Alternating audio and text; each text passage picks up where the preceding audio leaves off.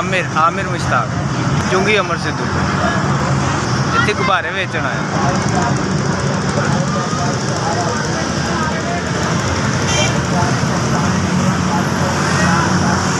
मैं चुंगी अमर सिद्धू तो आया। बच्चों की रोटी इकट्ठी कर ली दी जी। गुब्बारा बहुत महंगा है तो गाहक जोड़ा वो पैसे भरता नहीं है। झूठ बोल के बेचो तो वाहवा विकते हैं, लेकिन अल्लाह की मेहरबानी नाल मैं सच बोला। माँ बाप ने सिखाया ही सच है।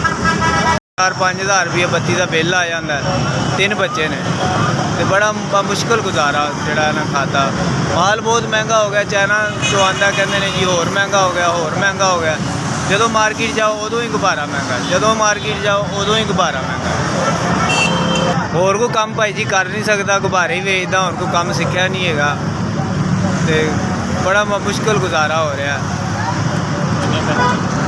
तकरीबन कोई 700-800 हज़ार रुपया कमाल सेल कर लेना, पिछों माल के भी पैसे कड्ढने ने, घर का भी खर्चा चलाना है, तो वो बहुत प्रॉब्लम है।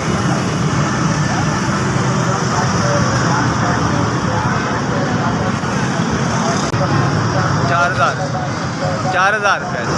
अल्लाह पाक उन्होंने ज़िंदगी करे भाई जी, जिन्हें मेरे गरीब की इन्नी मदद की है।